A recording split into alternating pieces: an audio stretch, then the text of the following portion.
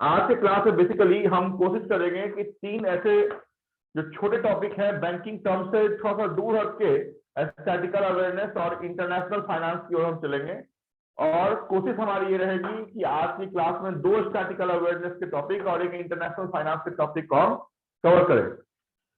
इस 3 टॉपिक में कम से कम 2 क्वेश्चन आपसे पूछे जाएंगे। मैं ये तो नहीं कर सकता हूँ कि 3 में से 3 क्वेश्चन आपसे पूछे जाएंगे, but yes, out of 3 syllabus ये 3 टॉपिक मैं आज बताने वाला हूं, इसमें से 2 क्वेश्चन 100% आपके एग्जामिनेशन में फिक्स रहते हैं। एक तो ये क्वेश्चन फिक्स रखता है कि इंटरनेशनल पब्लिकेशन में कुछ नाम बताता हूं कि वर्ल्ड हंगर इंडेक्स किसने चालू किया, या फिर ग्लोबल पीस इंडेक्स कौन सी ऑर्गेनाइजेशन ये मैगजीन निकालती है, या फिर इसकी तालिका आपकी वर्ल्ड में निकालती है। तो ये जो क्वेश्चन है ये तो 100% फिक्स होता है। दूसरा, मैं बात कर रहा हूं इंटरनेशनल पब्लिकेशन की। पब्लिकेशन से एक क्वेश्चन हमेशा आपके को देखा जाएगा कि किसका और कौन से ऑर्गेनाइजेशन से ये रिलेटेड है। दूसरी, कि कौन से स्टेट में कौन सा डांस होता है, कौन सा जो फोक डांस है, जो लोकल नृत्य है वहां का, वो होता है। इधर तो ये पूछा जाएगा, या फिर उस नेशन की, आपकी कंट्री की संसद का नाम, पार्लियामेंट का नाम आपसे पूछा जाता है कि बांग्लादेश के पार्लियामेंट का नाम क्या है, यूएसए के पार्लियामेंट का नाम क्या है, इंडिया के पार्लियामेंट का नाम क्या है, ओमान हो, ईरान हो, अफगानिस्तान हो। तो वर्ल्ड में तो 200 से ज्यादा कंट्री हैं आपकी, लेकिन out of more than 200 countries at least 20 ऐसे कंट्री हैं जिसमें आपके पार्लियामेंट का नाम आपको जानना चाहिए। आपसे अगर मैं पूछूं कि United states of America, USA की पार्लियामेंट का नाम क्या है, मैं सिर्फ टेस्ट कर रहा हूं कि क्या किसी को मालूम है कि यूएसए की पार्लियामेंट का नाम क्या है। अगर ना है तो फिर मैं चॉइस भी दूंगा, उस चॉइस में से आपको बताना है कि यूएसए के पार्लियामेंट का नाम ये है। चॉइस दो, यस सर, व्हाइट हाउस। दो, चार में से एक तो मैं मार ही दूंगा। पहला है parliament, the name of the parliament of USA is itself parliament. दूसरा है कांग्रेस, तीसरा है बीजेपी, और चौथा है व्हाइट हाउस। क्या है आंसर आपका? White house. White house. D, Congress. आधी जनता बोल रही है व्हाइट हाउस, आधी जनता बोल रही है कि सर कुछ और भी बोला होगा। White house is not the name of parliament of USA.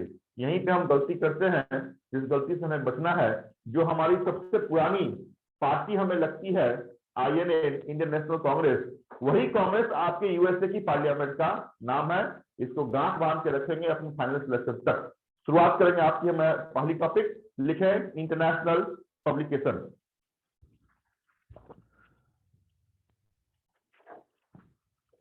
International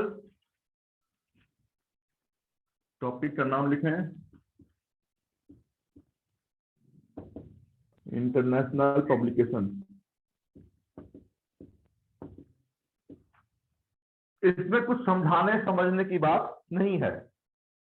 ये पब्लिकेशन का नाम है और ये ऑर्गेनाइजेशन उस पब्लिकेशन को निकालती है, उससे जुड़ी हुई ऑर्गेनाइजेशन है। इसको रट्टा मारना है, जैसे भी आप रट्टा मारे, जैसे भी याद करें, आपके मेंस एग्जामिनेशन के दिन तक आपको याद होनी चाहिए। ये इंटरनेशनल पब्लिकेशन। पहला है world investment report. Left hand side लिखें आप पब्लिकेशन, राइट हैंड साइड लिखें ऑर्गेनाइजेशन। पहला हमने लिखा है वर्ल्ड इन्वेस्टमेंट रिपोर्ट। जो ऑर्गेनाइजेशन इसे निकालती है उसका नाम है UNCTAD। बोर्ड पे दिख रहा है ना हमें क्या लिखा है?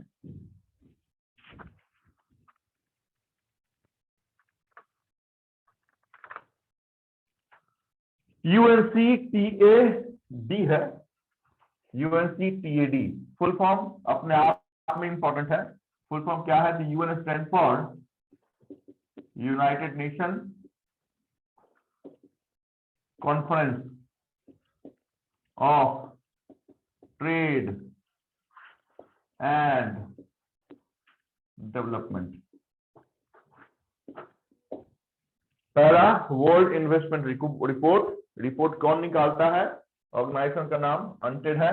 बाद में जिस समय हम ऑर्गेनाइजेशन, इंटरनेशनल ऑर्गेनाइजेशन की बात करेंगे, यूएनओ हो, WTO हो, IMF हो, ADB हो, सार्क हो, ब्रिक्स हो, उस समय अनटेड का हेडक्वार्टर कहाँ है, ये भी आपके लिए इंपॉर्टेंट है कि अनटेड हो गया या फिर आपकी WHO हो गई, है ना, ये सबके हेडक्वार्टर आपके जेनेवा में है। अभी छोड़ दे जेनेवा लिखना, सिर्फ इतना ही याद कर ले कि अनटेड एक ऐसी ऑर्गेनाइजेशन जो जिस रिपोर्ट को निकालती है उसका नाम वर्ल्ड इन्वेस्टमेंट रिपोर्ट है। दूसरा है HDI, इसकी रैंकिंग ही बहुत इंपॉर्टेंट है। रैंकिंग बताऊंगा कि पीस इंडेक्स में भारत कौन से स्थान पे खड़ा है, ह्यूमन डेवलपमेंट इंडेक्स में भारत कौन से स्थान पे खड़ा है। इसका फुल फॉर्म लिखे हैं ह्यूमन डेवलपमेंट इंडेक्स। इस ह्यूमन डेवलपमेंट इंडेक्स को जो ऑर्गेनाइजेशन निकालती है उसका नाम है UNDP। Full form UN stand for united nation development programme. HDI को निकालने वाले ऑर्गेनाइजेशन का नाम UNDP है, united nation development programme. Gender inequality index, third gender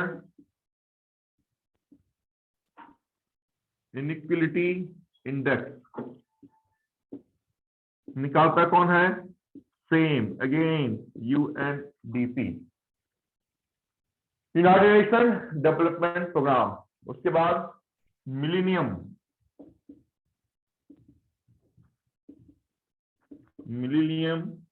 development report. सारी की सारी जो भी 15-20 आपको लिखा रहा हूं, इसमें से एक तो आप मान के चले 1 मार्क्स से क्वेश्चन है आपके पास। कौन निकालता है, सबसे बड़ी ऑर्गेनाइजेशन आपके वर्ल्ड की, एस्टैब्लिशमेंट हमने 1945 में किया, नाम UNO, united nation organisation. Millennium development report या गोल भी आप इसको कभी कभी आपको एग्जामिनेशन में रिपोर्ट की जगह गोल भी देखने को मिल सकता है। मिलेनियम डेवलपमेंट गोल या मिलेनियम डेवलपमेंट रिपोर्ट UNO निकालती है। ग्लोबल फिनेंशियल रिपोर्ट 5वां, जैसे लिख रहा हूं वैसे ही लिखिए, global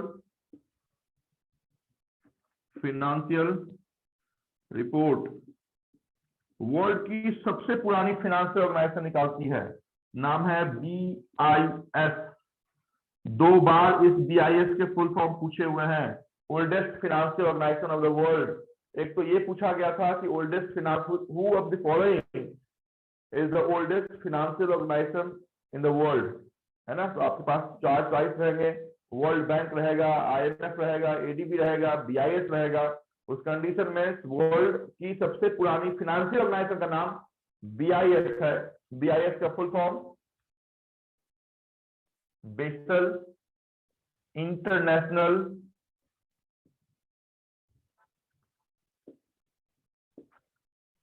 settlement.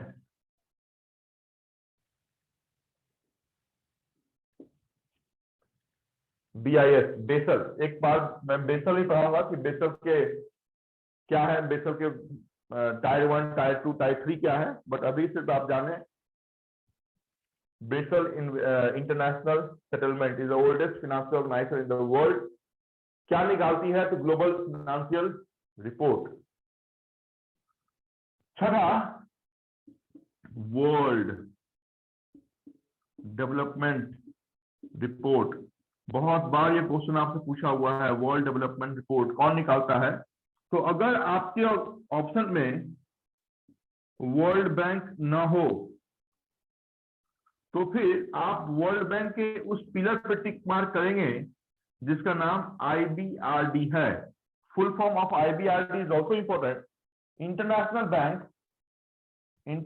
Bank for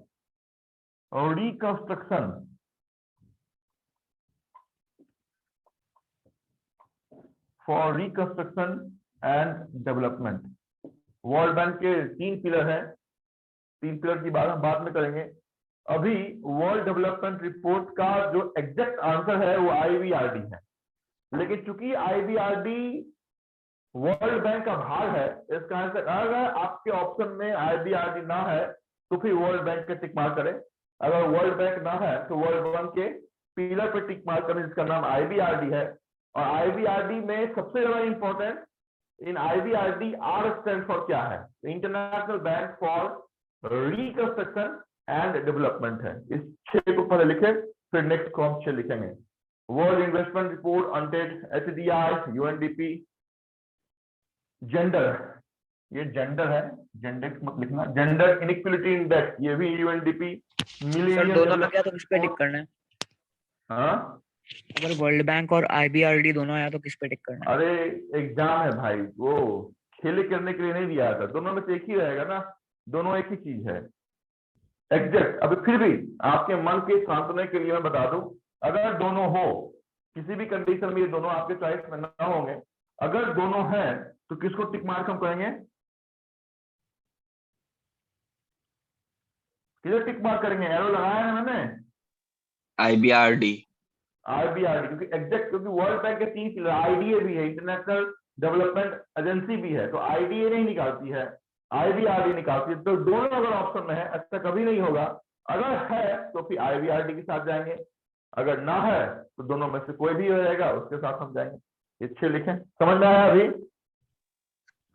sir BIS का फुल फॉर्म क्या लिखा है वो? Basel international settlement.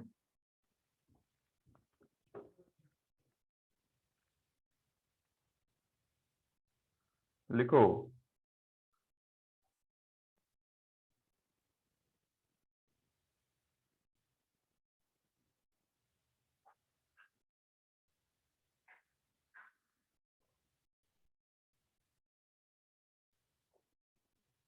चलो आगे।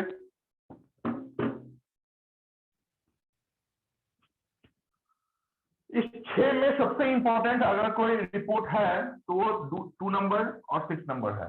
कहते हैं ना कि सर गेस में भी सुपर गेस कीजिए, तो इस 6 में से ये 2 सुपर गेस है, ह्यूमन डेवलपमेंट इंडेक्स और वर्ल्ड डेवलपमेंट रिपोर्ट। बहुत बार ये क्वेश्चन आपसे पूछा हुआ है, वर्ल्ड डेवलपमेंट रिपोर्ट कौन निकालता है?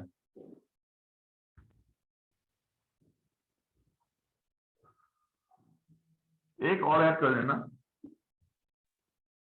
Ease of doing business. Ease of doing business, ये भी आपकी IBRD निकालती है, इसका यहीं पे मैंने टैग कर दिया। Ease of doing business is again IBRD। If IBRD is not there in option, go with Washington DC, World Bank.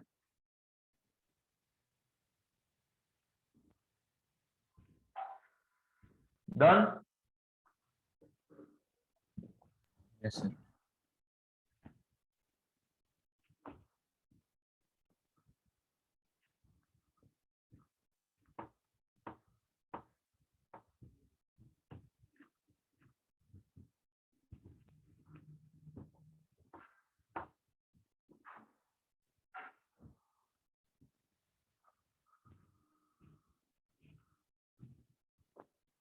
Global millennium, KYC का फुल फॉर्म क्या होता है? Know your customer। और AML का फुल फॉर्म क्या होता है? AML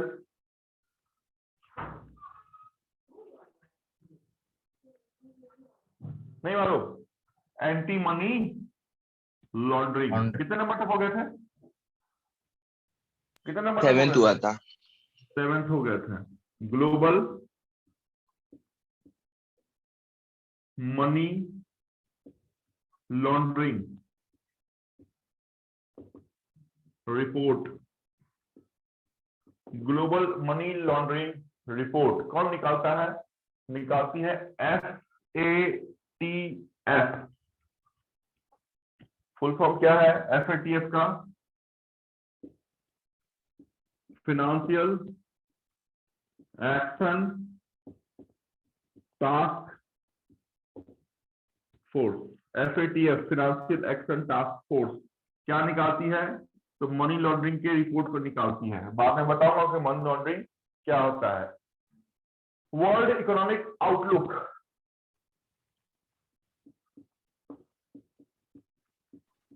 world economic outlook ये भी वॉशिंगटन डीसी वाली ऑर्गेनाइजेशन निकालती है, बट वो वर्ल्ड बैंक नहीं है, वो इंटरनेशनल मॉनेटरी फंड है। तो लिखा है world economic outlook, most and most important.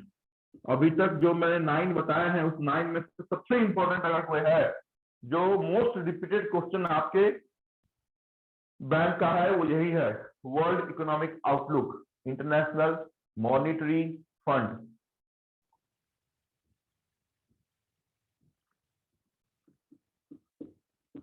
Global competitive index, global competitive index हो या फिर ट्रैवल एंड टूरिज्म रिपोर्ट हो,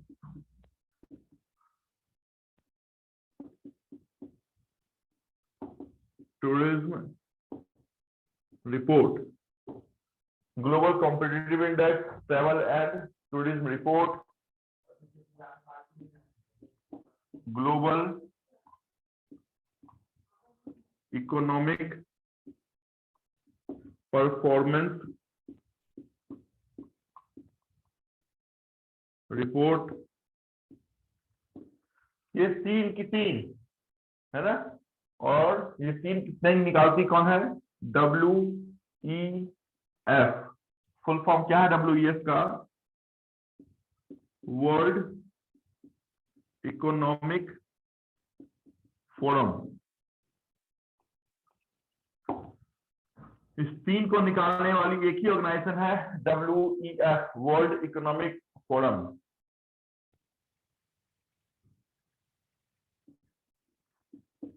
एशियन डेवलपमेंट आउटलुक निकालती कौन है? तो मनीला में एस्टैब्लिशमेंट हमने किया, 1966 में हमने किया। नाम Asian development bank, ADB bank, Manila headquarter. Asian development outlook निकालती है। ग्लोबल हंगर इंडेक्स, भूखे में कितने स्थान पे भारत है? ग्लोबल हंगर इंडेक्स कौन निकालता है? निकालती है विपो, WIPO, विपो। फुल फॉर्म भी लिख ले विपो का, world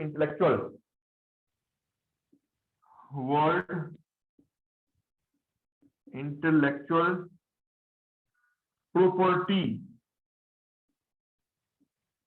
organisation, world intellectual property organization विपो है और निकालती है हंगर इंडेक्स। कितने हो गए? 14। 1 2 और हैं, अब याद नहीं आ रहा है, देखना पड़ेगा। ग्लोबल हंगर इंडेक्स, विपो, Asian development outlook, global economic performance.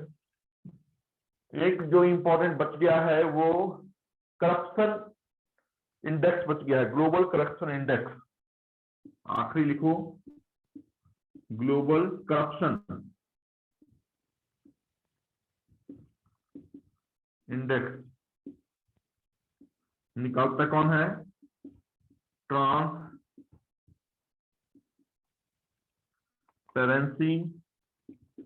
International, transparency international एक ऑर्गेनाइजेशन निकाली हुई जो इंडेक्स है ग्लोबल करप्शन इंडेक्स है।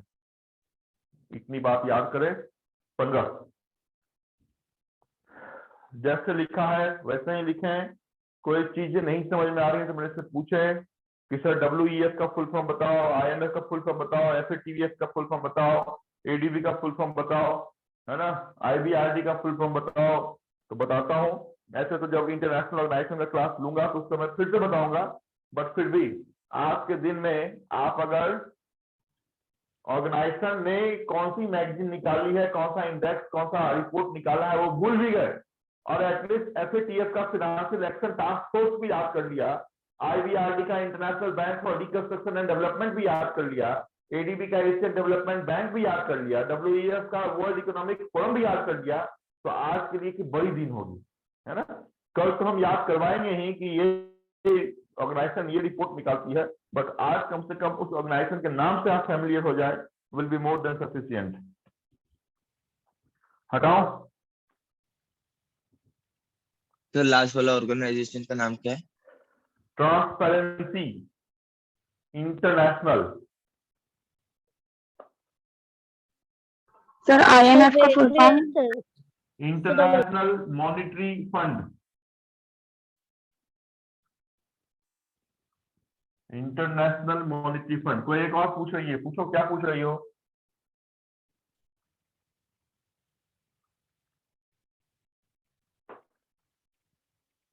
हटाओ।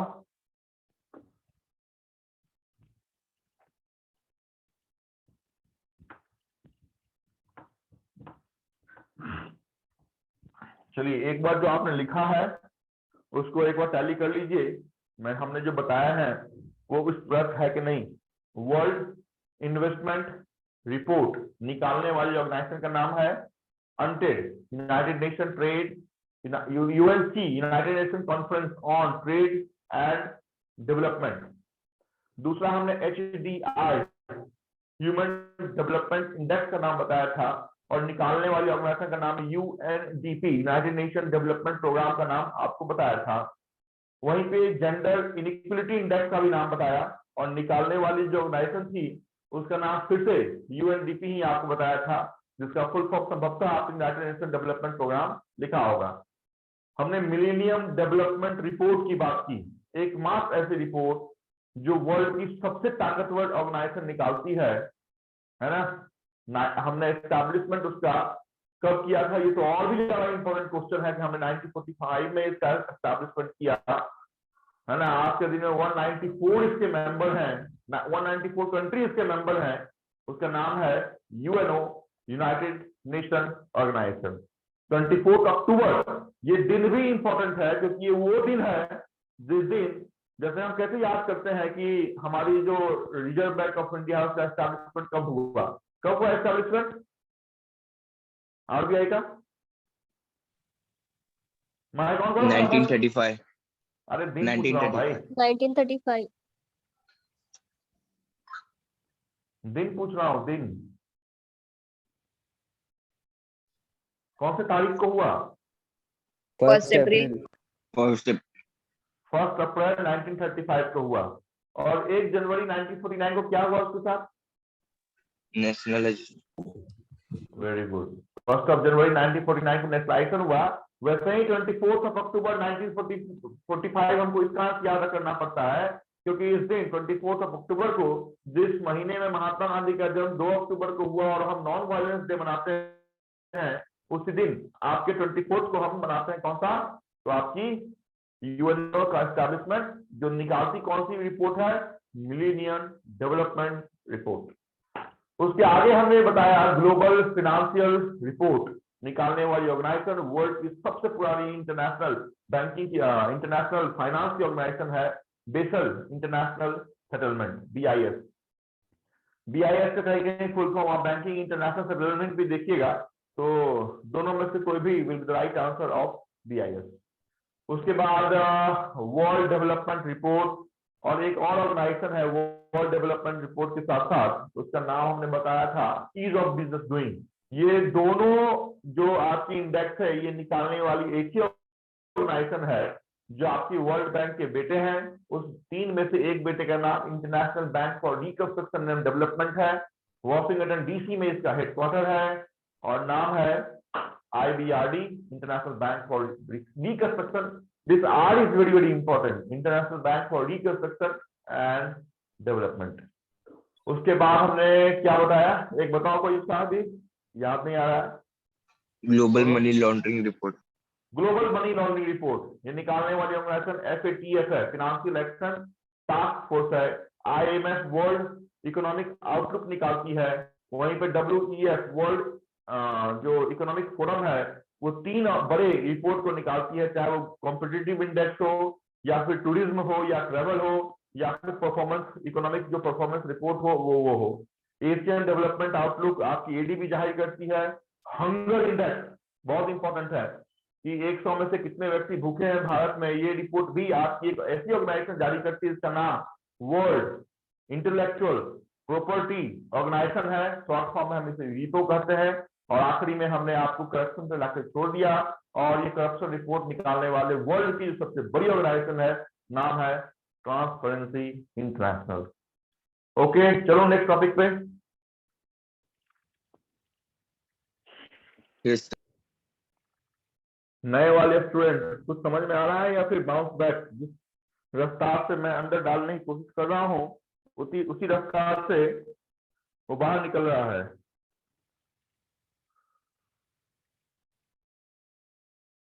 आज महाराष्ट्र में एक फेस्टिवल भी होता है ना, क्या नाम है उसका? वेद अमावस्या, क्या क्या नाम है? अरे किसी के पास फेस्टिवल होता है कि नहीं? किसी का गांव है कि नहीं? किसी का नहीं? आश्चर्य हो गया मेरे को तो। अमावस्या किसी के घर पे नहीं होता है। कोमल, IMF का फुल फॉर्म आपने पूछा है, आपने लिखा क्या है IMF का फुल फॉर्म? कोमल, यस सर, मैंने लिखा। हाँ यस सर, लिखा मैंने। इंटरनेशनल लिखा? Monetary fund. ठीक है। और देवयानी, बोर्ड दिख रहा है तुमको? Yes sir. ओके ठीक है, चलो नेक्स्ट टॉपिक की ओर बढ़ेंगे। और उस टॉपिक का थोड़ा सा बहुत हो गया पढ़ाई लिखाई, थोड़ा सा चलते हैं डांस पे, फोक डांस पे हम चलते हैं। आपसे अगर पूछा जाए कि जिस स्टेट में आप रहते हैं महाराष्ट्र, उसका लोकल नृत्य क्या है, तो आंसर क्या लगाएंगे आप? महाराष्ट्र की जो लोकल डांस है, जो फोक डांस है, उसका नाम क्या है? घूमर है, कथकली है, लावनी, लावनी है, मोहिनी अट्टम है, लावनी। घूमर है, दिग्घा है, झूमर है, क्या है?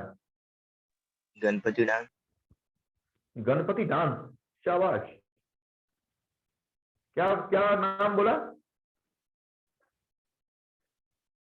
अरे भी क्या नाम बोला? गणपति, कुछ ऐसा बोला था उसने, गणपति नाम। हाँ सर। चलो नेक्स्ट लिखे हैं टॉपिक फोक डांस। ये स्टैटिकल अवेयरनेस की टॉपिक है। देखिए मैंने पहले जो नए हैं वो पुराने हैं वो सुन ले। आपकी जो बैंकिंग के एग्जाम्स 40 मार्क्स के लिए है, और RBI की अगर बात छोड़ दें क्योंकि RBI में 80 मार्क्स के जनरल अवेयरनेस पूछे आते हैं, तो 40 में से 10 मार्क्स आपकी स्टैटिकल अवेयरनेस की होती है। स्टैटिकल अवेयरनेस करने का मतलब है कि स्टेट विशेष, भारत में 28 स्टेट्स आज के डेट में है, तो इस 28 स्टेट्स में सबसे इंपॉर्टेंट क्या है? Folk dance.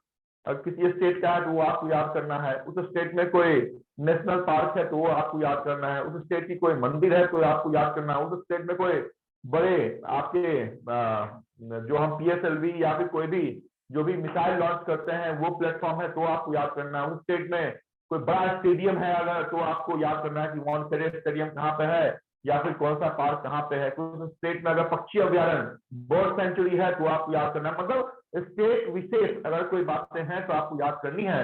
उसी स्टेट विशेष में आज हम विशेष जिस टॉपिक पे हैं उसका नाम हमने फोक डांस के रूप में दिया है। उस स्टेट की जो लोकल आपकी डांस है उस डांस का नाम आपको आउट ऑफ 28 एंड 8 जो आपकी क्या है, तो जो भी केंद्र शासित प्रदेश है उस 28 स्टेट प्लस 8 आपकी केंद्र शासित राज्यों में कम से कम 15 से 16 ऐसे नाम हैं जो आपको हमेशा याद होने चाहिए कि घूमर कहाँ का है, कथकली कहाँ का है ना, भांगड़ा कहाँ का है, डांडिया कहाँ का है, जट्ठिन कहाँ का है। तो ऐसे फोक डांस के नाम आपको याद जरूर होने चाहिए। जैसे आपने लावनी आपके प्रदेश महाराष्ट्र का एक फोक डांस के रूप में याद रखा है। सबसे पहले हम चलेंगे आपके भरतनाट्यम की ओर। अंदाज से बताओ कि भरतनाट्यम कहाँ का होगा? साउथ साइड का ही होगा। हाँ, कन्याकुमारी का ना, तमिलनाडु। साउथ में तो कन्याकुमारी आता है। तमिलनाडु। जितनी देर में पूछता हूँ इतने स्मार्ट हैं कि फटाक से डालते हैं कहाँ पे, गूगल पे। हैं? तो लिखे हैं पहला भरत नाट्यम, साउथ का वो प्रदेश जिसका नाम तमिलनाडु है। भरतनाट्यम तमिलनाडु। नेक्स्ट मुंडा। 2000 ईस्वी वो वक्त था जिस वक्त में हमने 3 नए राज्यों को जन्म दिया है ना। हमने मध्य प्रदेश को तोड़ा तो छत्तीसगढ़ नया राज्य निकला, हमने उत्तर प्रदेश को तोड़ा तो उत्तराखंड एक नया राज्य निकला, और हमने बिहार को तोड़ा तो झारखंड एक नया राज्य निकला। ये 2000 ईस्वी की बात है। डेट भी इंपॉर्टेंट है लेकिन छोड़ दें डेट आपके लिए। तो उसमें आपकी एक स्टेट है, नाम है झारखंड, और झारखंड का ये लोकल डांस है मुंडा। नेक्स्ट, झारखंड हो गया, मुंडा हो गया। स्वांग, जो आज तक आपने नाम नहीं सुना होगा वही आपके एग्जामिनेशन के लिए इंपॉर्टेंट होता है। स्वांग स्टेट का नाम, सबसे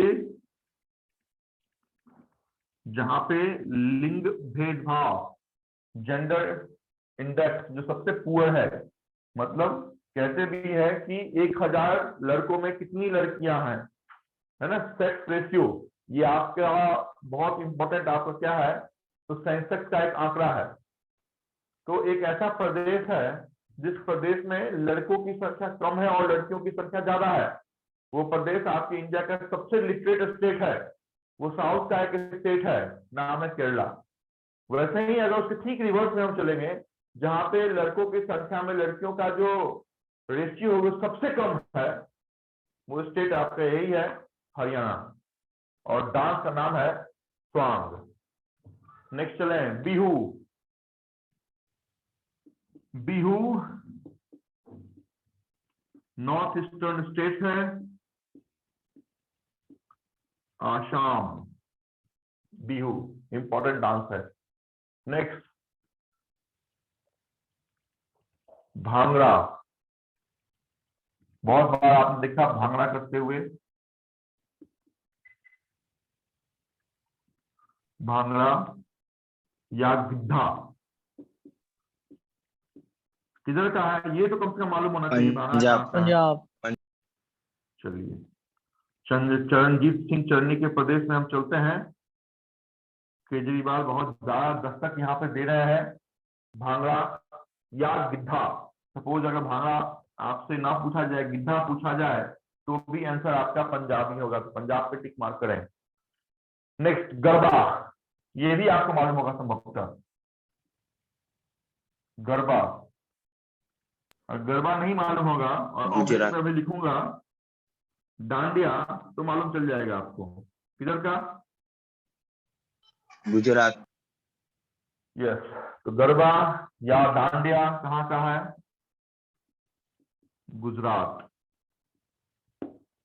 गरबा या डांडिया। नेक्स्ट चलें आपके प्रदेश की ओर।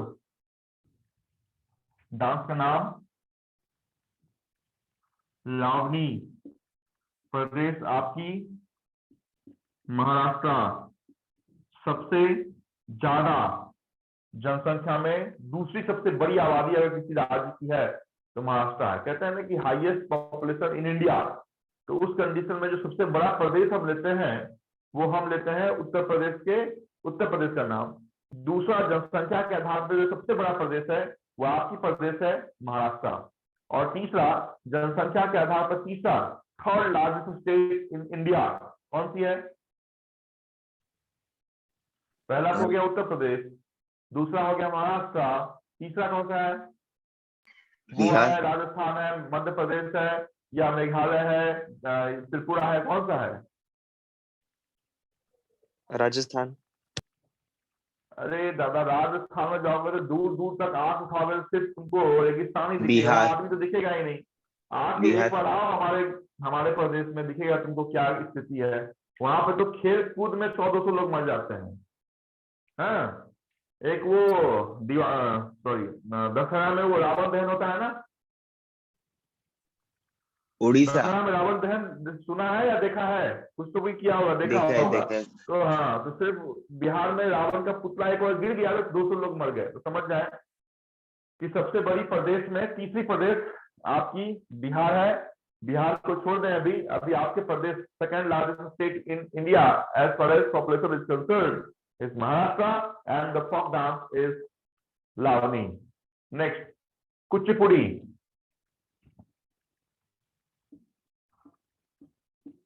कुचिपुड़ी, ये भी लग रहा है कुछ तो भी साउथ का ही होगा। केरला। आंध्र देखो प्रदेश। क्या होता है ना, सबसे ज्यादा कंफ्यूजन अगर कहीं पे होता है हमें, तो होता है हमें साउथ इंडियन डांस पे। बिहू आप कभी भी साउथ इंडियन में कंफ्यूज नहीं करेंगे, आपको लगेगा कि आसाम का है। लेकिन जो भरतनाट्यम है, कुचिपुड़ी है, कथकली है, मोहिनीअट्टम है, यही पे कंफ्यूजन होता है कि आंध्र प्रदेश का है, तमिलनाडु का है, या केरला पे है। और ये तीनों आपके ऑप्शन में रहेगा।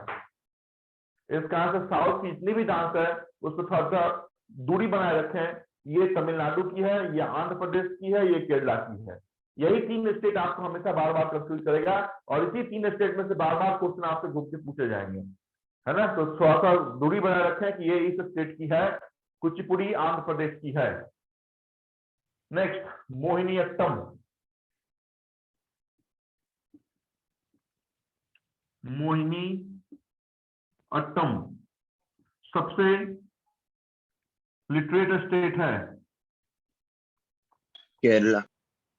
केरला। मोहिनीअट्टम केरला, ये 9 लिखें, फिर आगे हम चलेंगे। मोहिनीअट्टम, यहीं पे एक और लिख लो, कथकली।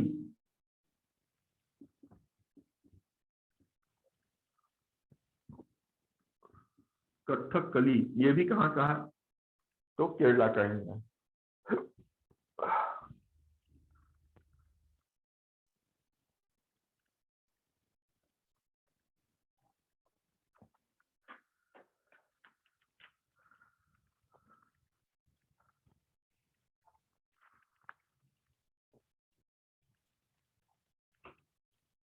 हो जाए तो बताएं। डन।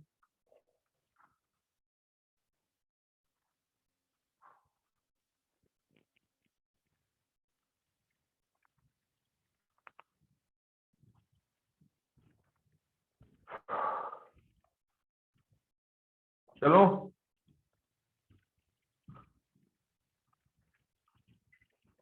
हटाओ क्या? Yes sir. Yes sir.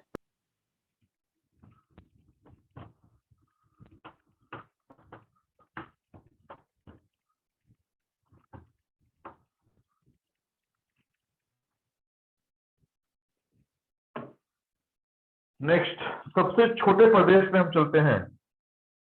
कौन सा छोटा प्रदेश?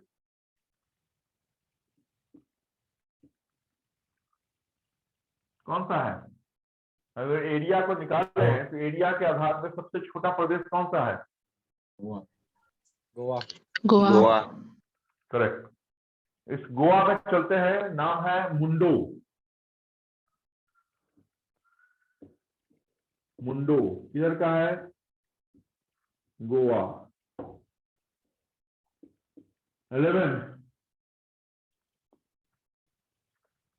योगी आदित्यनाथ छत्तीसगढ़ का यूपी। मुख्यमंत्री है, मालूम है ना? यूपी। हाँ, यूपी का ऐसा। यूपी का है। छत्तीसगढ़ का कौन है फिर? छत्तीसगढ़ का कौन है फिर?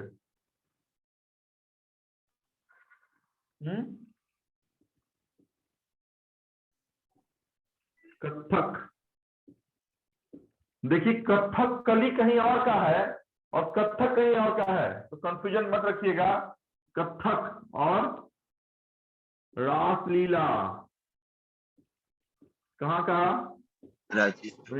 इंडिया की सबसे बड़ी पॉपुलेशन वाले स्टेट, जहां पे 80 लोकसभा की सीटें हैं, 80 सीट लोकसभा। नाम योगी आदित्यनाथ महाराज, उत्तर प्रदेश।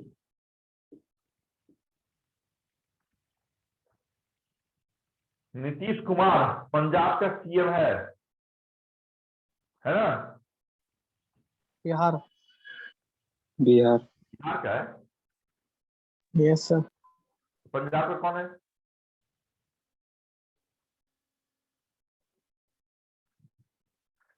हाँ? अरे भाई, कम से कम ये जो मुख्यमंत्रियों के नाम हैं, ये आपको मालूम होने चाहिए। हालांकि मुख्यमंत्री का नाम आपके एग्जाम में संभवतः नहीं पूछा जाता है या नहीं पूछा जाएगा, फिर भी अवेयरनेस के लिए आपको मालूम होना चाहिए। बट मोस्ट इंपॉर्टेंटली आपके एग्जामिनेशन में जो क्वेश्चन पूछे आते हैं वो है गवर्नर। गवर्नर के नाम आपसे पूछे जाते हैं जिससे दूर दूर तक आपके संबंध नहीं है। आपसे अगर आज के डेट में आपके स्टेट के गवर्नर का नाम पूछा जाए तो संभवतः याद नहीं होगा, है कि नहीं? तो जो याद नहीं हो पाता है, जिससे दूर हम रह पाते हैं, वही आपके एग्जामिनेशन के क्वेश्चन का एक कड़ी बन जाता है। तो गवर्नर के नाम और मुख्यमंत्री का नाम, ये कोई क्लास लेने की ये नहीं है कि मैं एक दिन 28 स्टेट के गवर्नर का नाम और मुख्यमंत्री का नाम बताऊं। ये खुद भी एक डिजायर होना चाहिए कि आप हर एक स्टेट के मुख्यमंत्री और हर एक स्टेट के गवर्नर का नाम सिर्फ देख भी लेंगे ना, तो आपके एग्जामिनेशन में जब पूछा जाएगा तो आपको याद रहेगा। या किसी राज्य में विधानसभा से आने वाले समय में आपकी फरवरी या जनवरी लास्ट में आपके 5 राज्यों में वहां की कॉन्स्टिट्यूशनल असेंबली का चुनाव, विधानसभा का चुनाव होने वाला है, तो 5 प्लस से होगा। 5 अगर प्लस से होता है तो उस कंडीशन में आपके मुख्यमंत्री का नाम भी आपके एग्जामिनेशन में इंपॉर्टेंट हो जाएगा। लेकिन अगर कोई नया पॉलिटिकल चेंजेस नहीं हुआ है तो उस कंडीशन में आपके एग्जामिनेशन का जो सबसे इंपॉर्टेंट सा भाग रहेगा वो आपने कभी भी प्रेसिडेंट या प्राइम मिनिस्टर का नाम या फिर डिप्टी सीएम का नाम नहीं पूछा जाता, आपसे सिर्फ पूछा जाता है गवर्नर का नाम। गोवा के गवर्नर का नाम बताएं, वेस्ट बंगाल गवर्नर का नाम बताएं, या फिर महाराष्ट्र गवर्नर का नाम बताएं। उस कंडीशन में थोड़ा सा आप अपनी जनरल अवेयरनेस को भी खोल के रखिए। जब आप कहीं जाते हैं आते हैं तो एटलीस्ट गवर्नर का नाम कौन है, बड़ी स्टेट का खासकर, ठीक है आप आसाम के छोड़ दें, मेघालय के छोड़ दें, मणिपुर के छोड़ दें, त्रिपुरा के छोड़ दें, चलेगा। लेकिन महाराष्ट्र का छोड़ दें, उत्तर प्रदेश का छोड़ दें, गुजरात का छोड़ दें, ऐसा नहीं कर सकता है। फिर आप अपने एग्जामिनेशन से 1 मार्क्स दूर अगर रह गए सिर्फ इस छोटे से क्वेश्चन के कारण, तो आप समझ जाए कि 1 मार्क्स आपको 20,000 स्टूडेंट के ऊपर और 20,000 स्टूडेंट के नीचे डाल सकता है। तो 1 मार्क्स का ये वैल्यू है कि आप 20,000 मतलब कॉम्पिटिशन से ही बाहर हो जाएंगे आप, है ना। चले कथकली रासलीला। अभी हम चलते हैं बिहार की ओर, और बिहार में नाम कौन सा है? नाम है नट्टिन। दूसरा जट्टिन। किधर का? बिहार। नट्टिन, जट्टिन, बिहार। नेक्स्ट,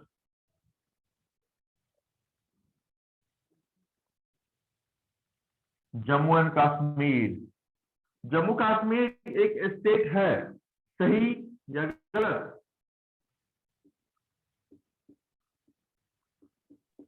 है।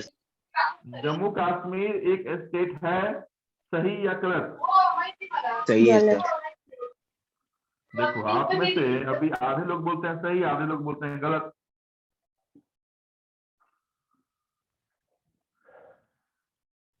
जम्मू कश्मीर एक स्टेट है, सही या गलत? यस सर है। है सर। पक्का? नहीं यूटी बन गया है ना सर अब वो तो। मुझे पता नहीं है, मैं तो जनरल अवेयरनेस से दूर दूर तक दूर रहता हूँ। मैं तो आपसे पूछ रहा हूँ कि Jammu Kashmir is a state और नॉट? नॉट।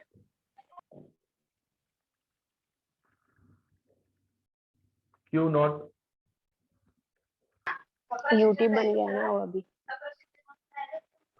मैं जब भी क्लास लेता हूं तो आपको ये जरूर बताता हूं कि आज के डेट में 28 स्टेट्स एंड 8 यूनियन टेरिटरीज हैं। फिर आपका दिमाग जाना चाहिए ना कि सर 29 थे, आखिर एक को आपने खा कैसे लिया?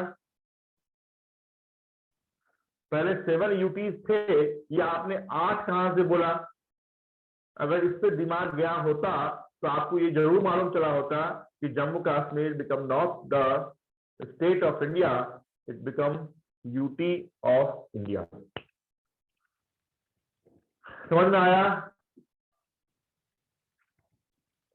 मेरे मेधावी छात्र एवं छात्राओं, जम्मू कश्मीर एक अभिन्न राज्य था और उसे एक विशेष राज्य का दर्जा आर्टिकल नंबर इंडियन कॉन्स्टिट्यूशन की आर्टिकल नंबर 370 में उसे एक विशेष राज्य का दर्जा दिया गया था। हमने जैसे ही 370 को इन्वोक किया, जम्मू कश्मीर को स्टेट के दर्जे से हमने निकाल दिया और यूटी के दर्जे में हमने डाल दिया। क्लियर? याद रहेगा अभी? सर आप कुछ भी कर लो, याद तो हम वही रखेंगे जो हमारा दिल कहता है। आप इतनी बात पढ़ाते हो, हम कौन सा बात याद रखते हैं? कल आप हमसे पूछोगे कि एशियन डेवलपमेंट आउटलुक कौन जारी करता है, पक्का आपको यूएनओ का नाम बताएंगे, किसी भी कंडीशन में एडीबी का नाम नहीं बताएंगे। हाँ? थोड़ा सा अवेयर हो, थोड़ा सा जगे, कंपटीशन है, कंपटीशन इतनी आसान नहीं है। मैं उस दौर से गुजर के आया हूं, इस कारण से आपको उस दौर में जाने से पहले बताता हूं कि ये काम करेंगे तो यहां तक पहुंचेंगे, ये काम नहीं करेंगे तो यहां तक पहुंचने से संभवतः बहुत दूर रह जाएंगे। चलिए, रॉक के बाद हम कहां चलते हैं? तो हम चलते हैं गिद्धा पे। गिद्धा, गिद्धा में बताया था क्या थोड़ी देर पहले? ये sir Yes, bhangra. sir. Yes, sir. हाँ sir, भांगड़ा और पंजाब। गिद्धा। पंजाब का लिखा है ना?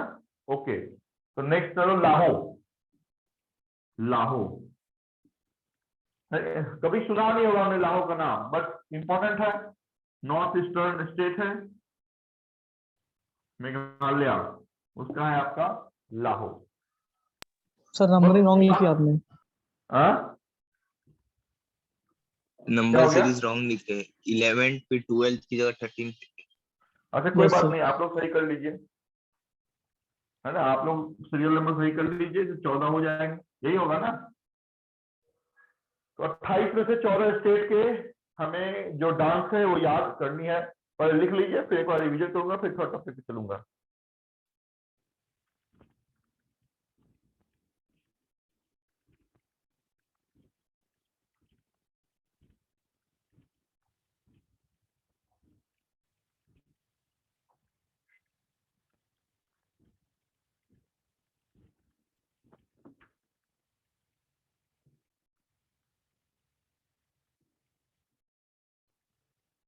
मुंबई में कुछ बंद हुआ है क्या?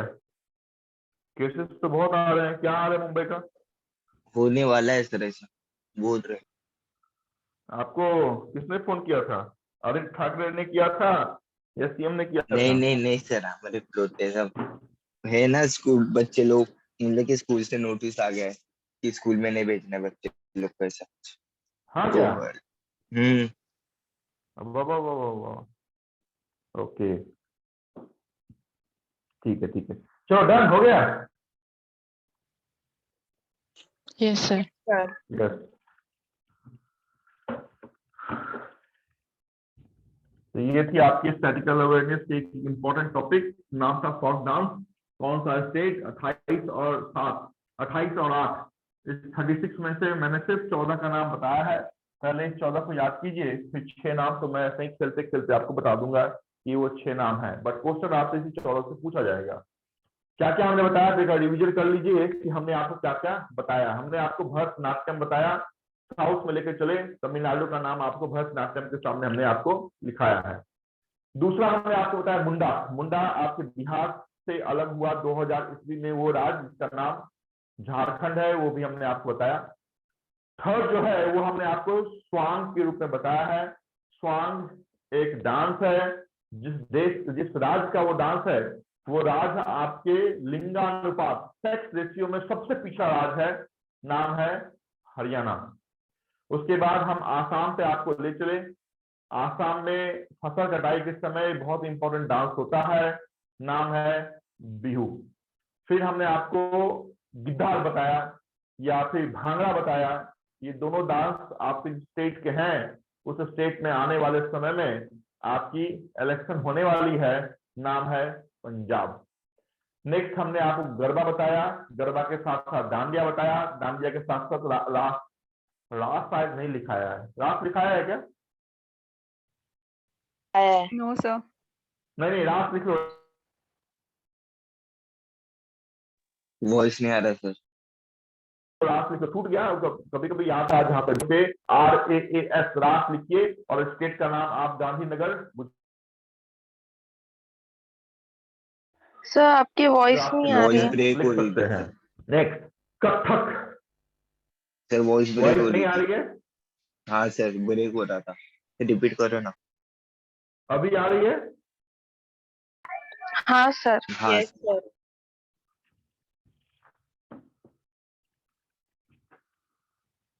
अभी आ रही है क्या?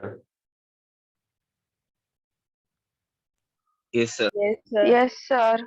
ओके, तो हमने आपको भांगड़ा बताया, हमने आपको डांडिया बताया, हमने आपको रास बताया। ये तीनों आप कहाँ पे लेके चले? गुजरात पे लेके चले। सर वो रास उसके का बाद क्या बोला था आपने? Raas, RAAS, Raas is a folk dance of Gujarat. Next हमने आपको कथक का नाम बताया और रासलीला बताया, और उस स्टेट का नाम अभी बड़े बड़े उद्घाटन हो रहे हैं एयरपोर्ट से लेके, क्या क्या वहां ना बन जाए ये कम कहना है मंदिर। जब तक वहां पर इलेक्शन ना हो। नाम उत्तर प्रदेश। उसके बाद कुचिपुड़ी। कुचिपुड़ी लिखाया है क्या? Yes sir. Yes, sir. Yes, sir. Okay, Andhra Pradesh. Kuchipudi Andhra आपके प्रदेश। साउथ का एक डांस है, नाम है आंध्र प्रदेश। फिर आपको कथकली बताया, केरला के हैं। फिर आपको मोहिनीअट्टम बताया, ये भी केरला के हैं। मुंडा बताया, गोवा के हैं। उसके बाद आपके स्टेट का नाम बताया, महाराष्ट्र का लावनी बताया। उसके बाद लाहो बताया, ये मेघालय का बताया। रॉक बताया, जम्मू कश्मीर का बताया। और एक दो और बताया होगा, इतना याद नहीं आया है। बिहार एक दो का। और बताया होगा। बिहार का अपने ही स्टेट का छूट गया, चलो कोई बात नहीं। तो बिहार का बताया, बिहार में कौन सा है? तो जट जट्टीन है या फिर कौन सा? नट तो नट्टी। नट नट्टीन है, तो है ना। ये आपका फोक डांस है। 14 इंपॉर्टेंट स्टेट्स है। चलेंगे हम थर्ड टॉपिक पे, और थर्ड टॉपिक का नाम name of parliament across world. 200 से ज्यादा कंट्रियां, 200 से ज्यादा कंट्री में 15 से कंट्री का नाम मैं आपको लिखा रहा हूं, और 15 कंट्री के पार्लियामेंट का नाम क्या है ये आपको जानना है। भारत में भी पार्लियामेंट है, पहले सुन लें कि पार्लियामेंट होता क्या है। पार्लियामेंट आपके इंडिया का जो कॉन्स्टिट्यूशन है, उसका जो पार्लियामेंट बना हुआ है, उस पार्लियामेंट का नाम संसद है, नॉट पार्लियामेंट। कहने के लिए हम बोलते हैं कि पार्लियामेंट पार्लियामेंट पार्लियामेंट है, बट एक्चुअल जो इंडियन पार्लियामेंट का नाम है वो है संसद।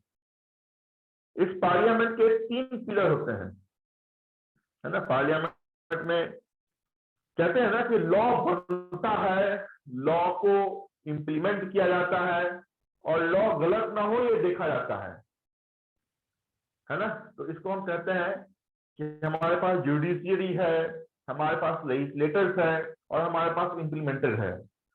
लॉ बनता कहां से है? तो लॉ बनता है आपके उसी संसद से। लॉ को इंप्लीमेंट कौन करवाता है? तो लॉ को इंप्लीमेंट करवाते हैं आपके कलेक्टर। आपके जो भी IAS पदाधिकारी हो, चाहे वो सेक्रेटरी हो, चाहे वो DM हो, कलेक्टर हो, तो ये उनको क्या करते हैं? इंप्लीमेंट करते हैं। और उसके साथ कोई दुरुपयोग ना हो, इसके लिए हमारे इंडिया में जुडिशरी सिस्टम बना हुआ है, कोर्ट बने हुए हैं। तो भारत की जो पार्लियामेंट है उसके 3 टायर है, 3 स्ट्रक्चर है। कोई भी जो लॉ फॉर्म होगा, वो लॉ फॉर्म कहां से होगा? तो उस पर डिस्कशन होगा, और ये डिस्कशन आपके लोअर असेंबली से होता है। और उसी लोअर असेंबली के जो प्रधान होता है, वो प्रधान आपके देश का दूसरा प्रधान होता है। आपके देश का पहला प्रधान कौन होता है?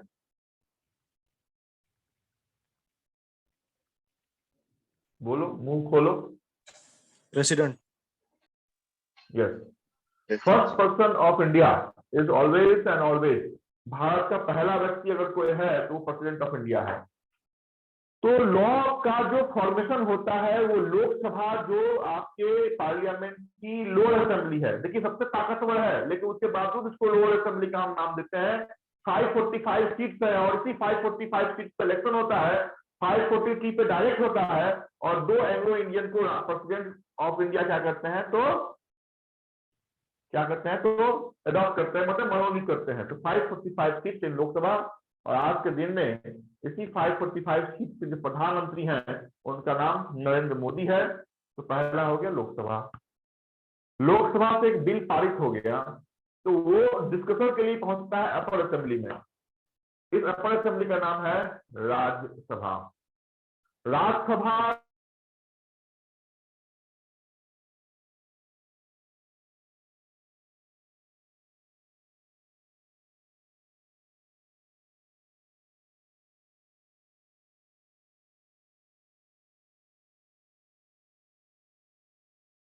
उस दिन द बिल बिकम एक्ट, और उस एक्ट को दे दिया जाएगा डीएम को, ये ले जाओ और इसको पारित करवाओ। तो ये हमने पार्लियामेंट का थोड़ा सा भाग आपको बताया है। आपके बैंकिंग एग्जामिनेशन से इसका दूर दूर तक संबंध नहीं है, ना था, लेकिन फिर भी अवेयर करने के लिए मैंने आपको बता दिया है। आपके एग्जामिनेशन सिर्फ इतनी बात पूछी जाती है कि the name of Indian parliament is, option रहेगा लोकसभा, ऑप्शन रहेगा राज्यसभा, ऑप्शन रहेगा संसद, ऑप्शन रहेगा द प्रेसिडेंट ऑफ इंडिया। कहां पर टिक मार्क करेंगे? संसद। संसद नहीं तो कहां पर टिक मार्क करते हैं हम? डायरेक्ट लोकसभा पर हम टिक मार्क करके निकल जाते हैं। यस, तो नाम है संसद। वैसे ही आप कोई भी मुस्लिम बहुत कंट्री में आप जाएंगे, चाहे वो ईरान जाए, चाहे वो आप पाकिस्तान जाएं, चाहे वो मलेशिया जाएं, चाहे वो ओमान जाएं, तो जितने भी कंट्री है, इस कंट्री के जो संसद, इस कंट्री की जो पार्लियामेंट है उसका नाम है मजलिस। आपके एग्जामिनेशन में सबसे ज्यादा बार पूछा हुआ क्वेश्चन नेपाल के पार्लियामेंट का है। नेपाल कितनी छोटी सी कंट्री है, बस सोच लें इस छोटी सी कंट्री में जो पार्लियामेंट है उससे इतनी बार क्वेश्चन पूछा हुआ है कि आप खोले 10 साल के, मतलब पिछले अगर 10 साल का क्वेश्चन बैंक अगर खोलते हैं जनरल अवेयरनेस का, तो कम से कम 3 से 4 बार आपको ये क्वेश्चन को देखने को मिलेगा कि the name of Nepal parliament is, वहां पे जिस पार्लियामेंट को हमें टिक मार्क करना है वो नाम है राष्ट्रीय पंचायत। तो लिखें लेफ्ट हैंड साइड कंट्री और राइट हैंड साइड लिखेंगे हम पार्लियामेंट।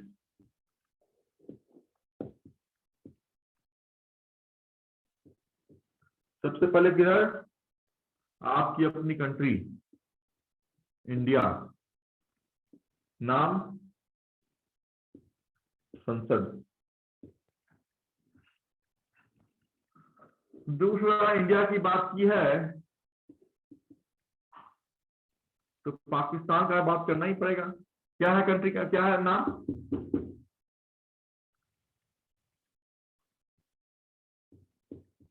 मजलिस। तो इंडिया और पाकिस्तान हो गए। पाकिस्तान के साथ साथ मलेशिया, मालदीव, ईरान सब इसमें ऐड कर देते हैं। ईरान, ओमान, मलेशिया, है ना, इस सब के पार्लियामेंट का नाम एक ही है, नाम है मजलिस।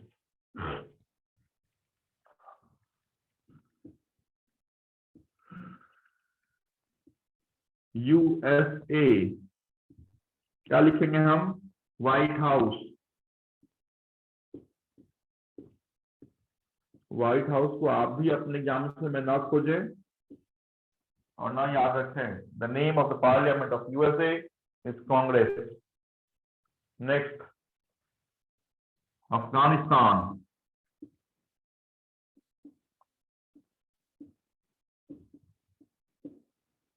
नाम है शोरा। शोरा, अफगानिस्तान, शोरा। नेक्स्ट, बांग्लादेश, ये भी बहुत इंपॉर्टेंट है। बांग्लादेश की करेंसी का नाम क्या है?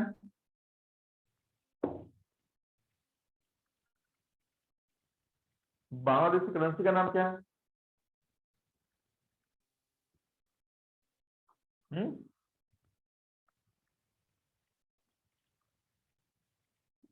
नहीं,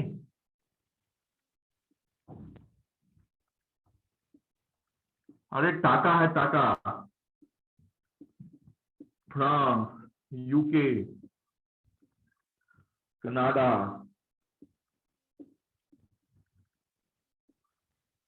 न्यूजीलैंड, इन सब की पार्लियामेंट का नाम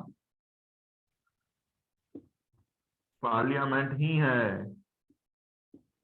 parliament, the name of the parliament of UK is parliament Canada, parliament New Zealand, parliament France, parliament सब parliament. Next, Iraq, national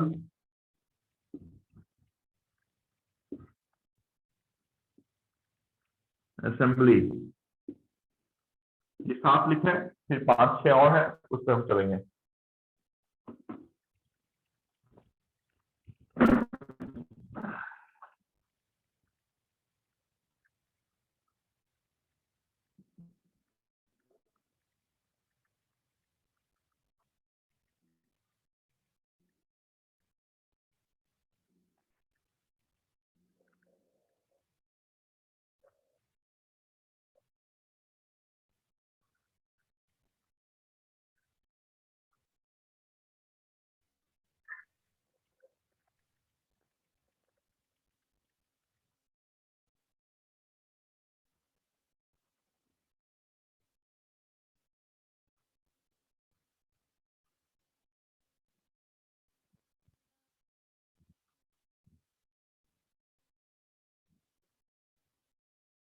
done.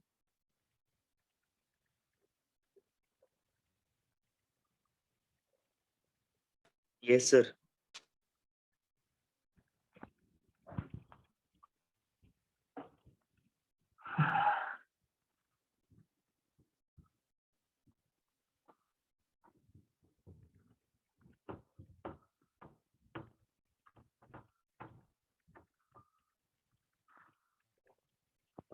Last क्या लिखा है? इराक। इराक। ओके, अभी किधर चलेंगे? नेपाल। नेपाल में एक दिन में कितना रुपया हम भेज सकते हैं?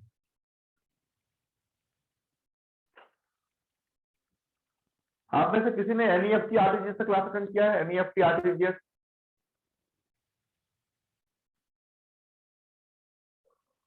कोई किया भी होगा तो बोलेगा नहीं अभी।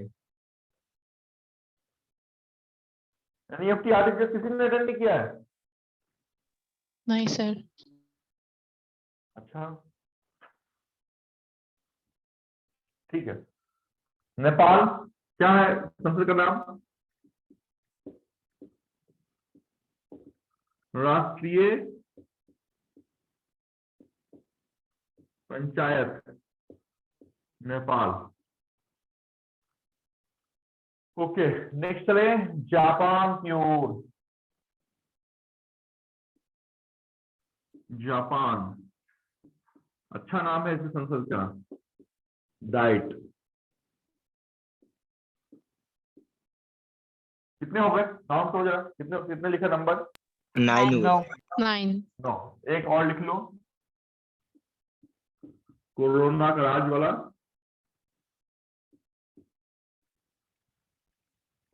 National people's assembly.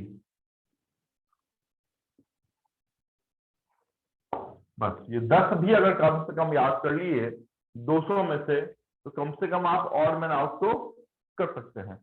बस इस 10 को याद करना है। लिखो,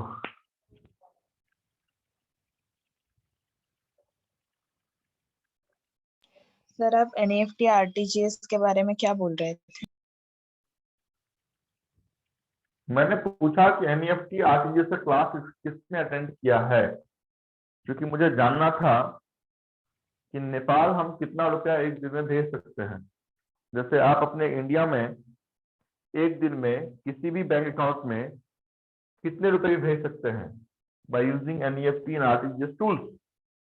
वैसे ही नेपाल में पैसे को भेजने की एक लिमिट लगी हुई है कि आप एक दिन में नेपाल कितना रुपया भेज सकते हैं।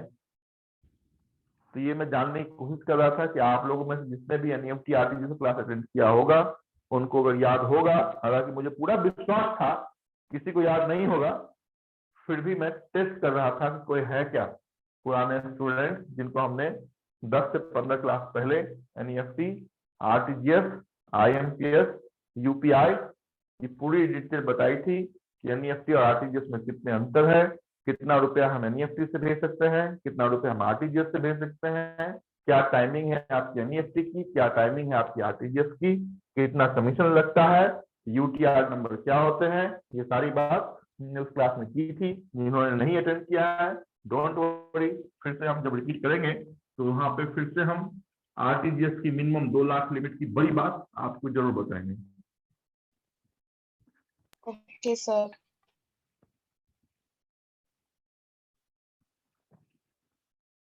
डन। कोई दिक्कत इस 3 टॉपिक में? No, sir. इस 3 टॉपिक में दिक्कत इस कारण से नहीं होगा कि क्योंकि यहाँ पे कोई कंसेप्ट नहीं है ना।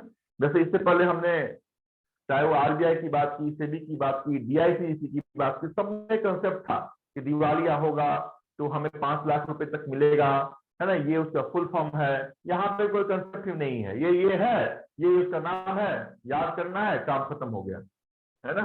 तो हमने जो 3rd टॉपिक में आपको कंट्री और उसके पार्लियामेंट का नाम बताया है, उस कंट्री में से सबसे पहली कंट्री का नाम आपकी कंट्री के रूप में बताया है, नाम इंडिया, और आपके पार्लियामेंट का नाम कौन सा, तो संसद।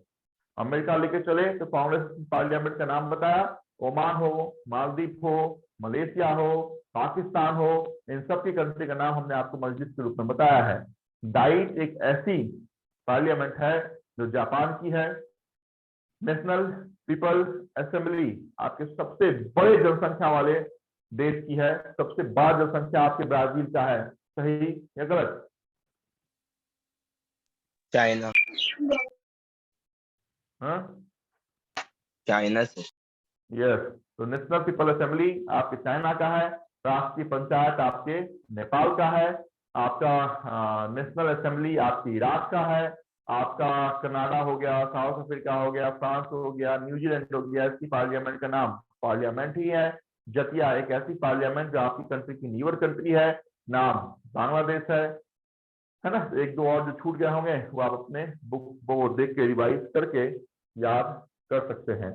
इस 3 टॉपिक पे हमारी आज पूरी कंसंट्रेशन थी, जिसको हमने आपके सामने रखा है। संभवतः नेक्स्ट क्लास जब आप मेरे साथ जुड़ेंगे तो एटलीस्ट देखिए, नेक्स्ट क्लास जब भी मेरी क्लास का शेड्यूल आपके पास हो तो कम से कम 1 घंटे सैटरडे को, संडे को मत पढ़ो क्योंकि संडे को ऑलरेडी मेरी क्लास रहेगी 10:30 बजे, तो संडे को आप मत पढ़ें, लेकिन सैटरडे को एटलीस्ट, मैं आपको फिर से बोलता हूं, आप पूरे हफ्ते ना पढ़ेंगे लेकिन सैटरडे को मैंने आपको क्या पढ़ाया है ये सिर्फ रिवाइज कर लेंगे, will be more than sufficient for your coming examination.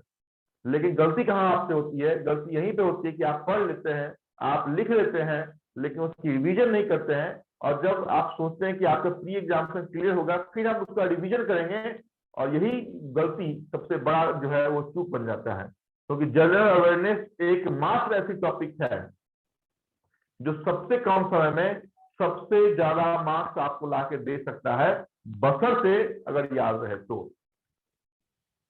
अगर आपको याद होगा तो आपके एग्जाम में पूछा जाएगा कि इन FATF, S stand for what, तो आपकी नजर, अगर आपको याद होगा तो सिर्फ आपकी नजर आपकी फोर्स को ही खोजेगी,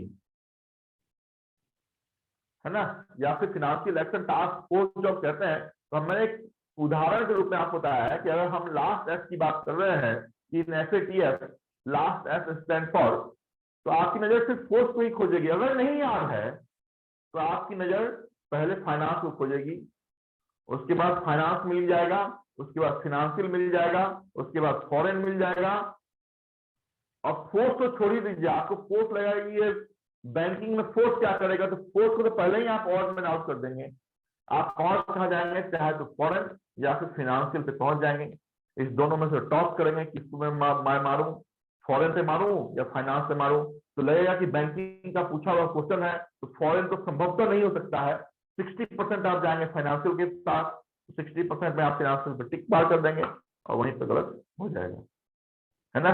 अगर याद है तो फिर आप जितने भी जनरल अवेयरनेस में क्वेश्चन है, आपकी नजर चॉइस में सिर्फ उसी आंसर को खोजेगा, लेकिन गलती हमें हमारे से यही होती है, और जो जिनसे गलती नहीं होती है वही आपके बैंक के अंदर होते हैं। मैं फिर से बोलता हूं कि इंग्लिश और जनरल अवेयरनेस जिनका अच्छा होगा वही बैंक के अंदर होंगे, जिनकी ये दो सब्जेक्ट अच्छी नहीं होगी वो संभवतः बैंक के अंदर नहीं पहुंच पाएंगे, क्योंकि हमारा जो पूरा इन्वेस्टमेंट है, जो पूरा टाइम का एक्सपेंडिचर होता है, वो मैथ और रीजनिंग के पीछे रह जाता है। और ये मैथ और रीजनिंग चाहे वो महाराष्ट्र का हो, चाहे वो तमिलनाडु का हो, चाहे वो उत्तर प्रदेश का हो, चाहे वो बिहार का हो, चाहे वेस्ट बंगाल का हो, सबके अमूमन एट पार होते हैं, अच्छे ही होते हैं, क्योंकि ये दोनों टॉपिक इंटरेस्टिंग है, दोनों को पढ़ने में मजा आता है, दोनों को सॉल्व करने में मजा आता है, और दोनों के आंसर जब टैली करते हैं तो मन फूला ना समाता है कि हमने अगर 5 सिटिंग एलिमेंट सॉल्व किए तो 5 के 5 सही हो गए, है ना। तो मैथ और रीजनिंग सबके लगभग समान होते हैं, डिफरेंस सिर्फ इंग्लिश और जीए में आता है। तो यहाँ पे थोड़ा सा जगने की जरूरत है आपको, जग गए तो जगत आपका है, ना जगे तो फिर मैं तो सामने में आपको खड़ा हमेशा से मिलूंगा, आपको गाइड करता रहूंगा। किसी को कुछ पूछना है मेरे से, आज की क्लास से संबंधित जुड़ा हुआ कोई क्वेश्चन, कोई क्वेश्चन है? No sir. Okay, good day and wish you all a very happy new year. Happy new year sir.